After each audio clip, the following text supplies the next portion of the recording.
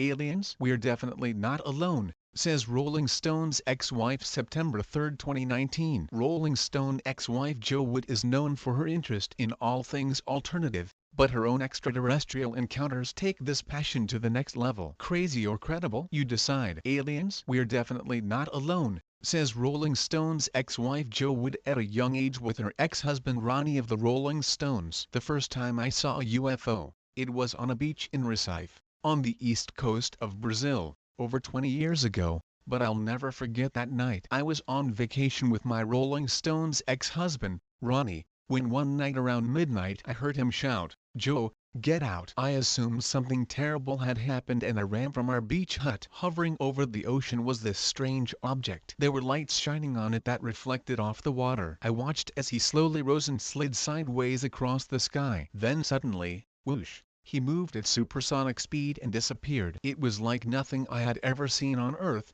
Nothing man-made can move like that. When I grew up, I was always fascinated by aliens and other galaxies. My dad was interested in space travel, so I must have got it from him, says Jo Wood. The next day, the UFO news was on the front page of the local newspaper. We were not the only ones who saw that night. But this was not my last UFO sighting. Years later, I was on a Stones tour plane, 36,000 feet above South America, when a blue-green sphere floated beside the window. My son Tyrone, who was 15 at the time, also saw it. I had the same feeling I had on the beach in Brazil. It wasn't from this planet. Growing up, I was always fascinated by aliens and other galaxies. My dad was interested in space travel, so I must have got it from him. I remember seeing him reading a magazine and a particular headline caught my eye: "Is God an astronaut?"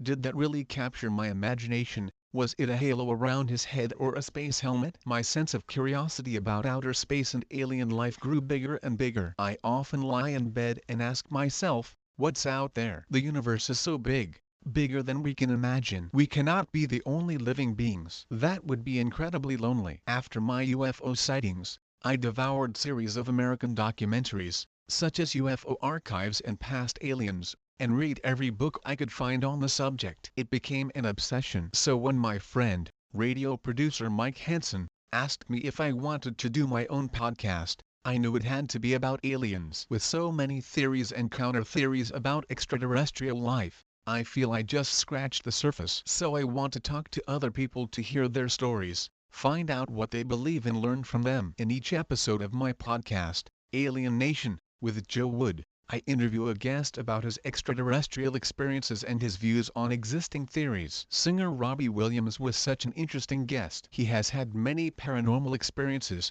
such as the time he stayed in a house in a plague location in London and was plagued by dark energy. Once he saw a UFO outside the Beverly Hills Hotel, a huge black square with yellow stripes hovering in the air. Again, he saw a golden sphere in the sky in the San Fernando Valley, California. Don't think the aliens have bad intentions. If they heard us, they would have done it a long time ago. I think they are watching us, hoping that we will turn things around and not destroy the Earth, says Jo Wood. Other podcast guests include poet and playwright Murray Lackland Young. He saw a formation of objects moving at high altitude over Dartmoor, which suddenly took off one by one in erratic scribbles and then shone out of the sky. He told me all about the theories of the late author Carlos Castaneda, who believe that there are shadow creatures, non-physical and interdimensional beings, who come to Earth to feed the negative emotions of human beings. I talked about alien hybrid babies with my friend, the musician Brick Smith Start.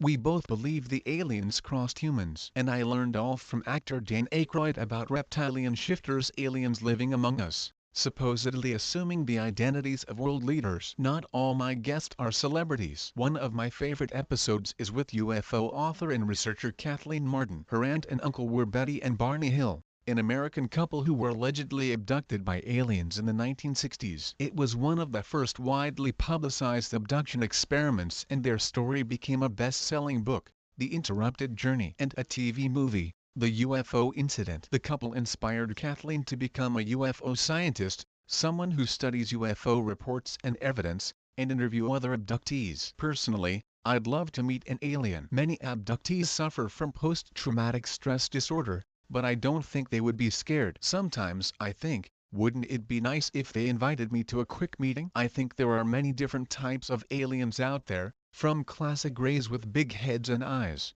to those that can transform just like humans and live secretly among us. I'm sure I know a lot of aliens. There are some very strange people out there. I think these alien races have been visiting Earth for a long time. For example, there is a place in Bolivia called Pumapunku with huge stones thousands of years old, but cut precisely into geometric shapes. Experts still cannot explain how an ancient human civilization would have the technology to do this. Some people believe that an alien race named Anunnaki lived there, mining gold to take back to their home planet. It's a similar thing with the pyramids. Perhaps they are also evidence of a past alien visitation. I think some aliens may be studying us. Others may just be visiting, like tourists. Let's take a look at that blue planet over there. I don't think the aliens have bad intentions. If they wanted to harm us, they would have done so long ago. In fact, I think they are watching us, hoping that we will turn things around and not destroy the Earth. Take the recent reaction against the plastic. Maybe they are putting these ideas in our heads, pushing us in the right direction, helping us change for the better. If I were abducted,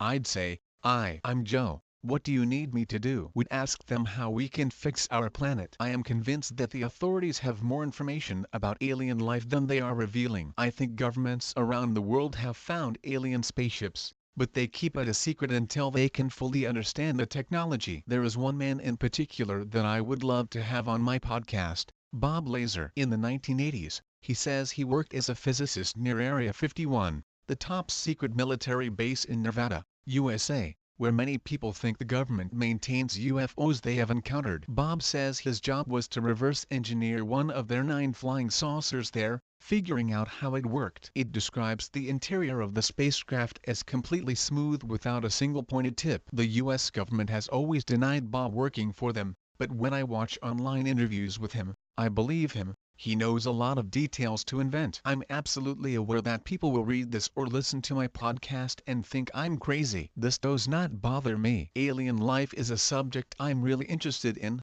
but we can't all share the same beliefs. Life would be very boring if we did. I don't mind having jokes with skeptics.